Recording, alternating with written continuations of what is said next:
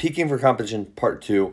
In part 1, I talked about what you do from a technical perspective if you want to get your moves right by the time you're peaking. Number 2, so I really break things down 3 ways. Obviously, we can break those into further subcategories, but you have technique, you got the physical part, and then you have the mental part. And so for the physical part, I feel like this is the most obvious one, right? But I still feel, even though it's so obvious, I feel like there's a decent amount of people who miss on it. And so for me, especially, obviously I'm talking probably mostly to high school coaches here, maybe some youth coaches, definitely not, maybe not all that many college coaches, maybe a couple.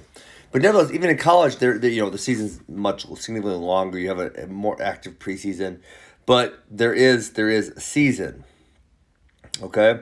And so say in high school season, kids come in November. Maybe you have some of the rest in the off season. Probably the more you do, the better. You might have, but you're going to have a lot who maybe don't do anything in the fall. Maybe they play football. Maybe they run cross country. And so you're going to have all kinds of different levels of shape.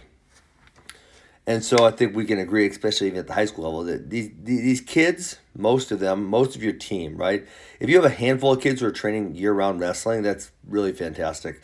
But most of your kids aren't training year-round wrestling. And so when you get them back for wrestling season, obviously you want to start getting them in shape. Obviously, they're also not going to be in peak form for wrestling on day one. I feel like that should be obvious. Now, the other thing you're not going to do, you're not just going to grind them like crazy on day one, because if you have a bunch of kids who are coming off of doing not that much, then all of a sudden your workload goes from like 0 to a 10, you're going to have all kinds of bad things. You're going to have injuries, sickness, illness, kids quitting, et cetera, right? A whole bunch of bad things.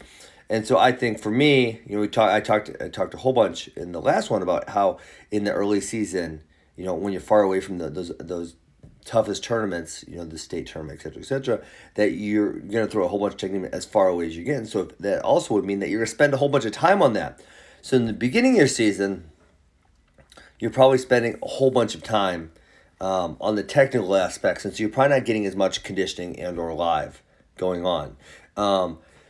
Obviously, then as you slide towards the middle of the season, you are probably cutting back on the amount of technique because you've drilled it, so it's gonna happen faster. Even if you're doing a lot of stuff, it's gonna happen faster because you drilled these kids and they're getting it down, not so much teaching.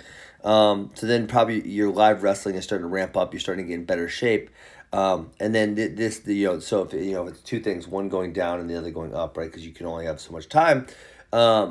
Then as you get closer towards the end of the season, your live wrestling probably ramps up to its highest point. Your teaching probably goes down to its lowest point. You're probably spending a lot of time drilling, et cetera, et cetera. Then as you get to the very end, and this is where I think a lot of people make a mistake, and I'm not running a high school room. I coach high school kids. I'm not running a high school room.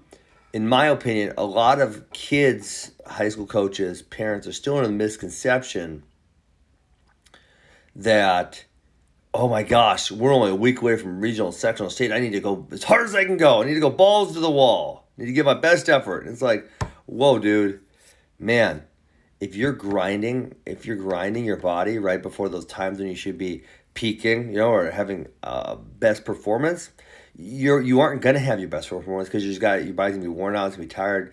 Obviously, the more live you do, the more likely you have injuries, even if they're really small, that are going to affect you.